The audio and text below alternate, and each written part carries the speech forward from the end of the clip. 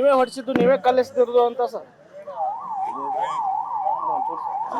ನನಗೆ ವಿಚಾರ ಏನು ಅನ್ನೋದು ಗೊತ್ತಿಲ್ಲ. ಬೆಳಗಾವಿ ಅಧಿವೇಶನದಲ್ಲಿ ಕಾಂಗ್ರೆಸ್ ಅಧಿವೇಶನದ ಸಿದ್ಧತೆಯಲ್ಲಿದ್ದೀನಿ.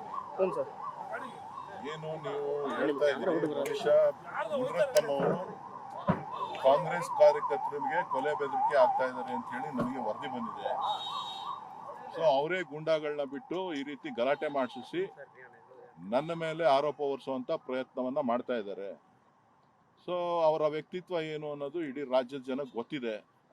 ಸೊ ಹಾಗಾಗಿ ಈ ಆರೋಪವನ್ನ ನನ್ನ ಮೇಲೆ ಆಗ್ತಾ ಇದ್ದಾರೆ ಹೊರತು ಅವರ ಬಿಜೆಪಿಯವ್ರಿಗಾಗ್ಲಿ ಬೇರೆಯವ್ರಿಗಾಗ್ಲಿ ಇದ್ರ ಬಗ್ಗೆ ಮಾತಾಡಕ್ಕೆ ನೈತಿಕತೆ, ನನ್ನ ಮೇಲೆ ಮಾತಾಡೋದಕ್ಕೆ ಯಾವುದೇ ನೈತಿಕತೆ ಇಲ್ಲ. ಸರ್ ಅವರೇ ಗುಂಡಾಗಳನ್ನ ಕರ್ಸ್ಕೊಂಡ್ಬಿಟ್ಟು ಅವರೇ ಮಾಡಿಸ್ಕೊಂಡಿದ್ದಾರೆ. ಅವರೇ ಎಲ್ಲ ಮಾಡ್ತಾ ಇರೋದು. ನಮ್ಮ ಕಾಂಗ್ರೆಸ್ ಕಾರ್ಯಕರ್ತರ ಮೇಲೆ ಕೊಲೆ ಬೆದರಿಕೆಯನ್ನ ಆಗ್ತಾ ಇದ್ದಾರೆ. ಸರ್, ನಿಮ್ ಚುನಾವಣೆಯಲ್ಲಿ ಅವ್ರು ಕೆಲಸ ಮಾಡಿಲ್ಲ, ಕುಸುಮಾ ಅವ್ರನ್ನ MLA ಮಾಡೋ ನಿಟ್ಟಿನಲ್ಲಿ DK ಸುರೇಶ್ ಅವ್ರಿಗೆ ಮಾಡ್ತಾ ಇದ್ದಾರೆ ಅಂತ ನೇರ ಆರೋಪ ಮಾಡ್ತಾರೆ.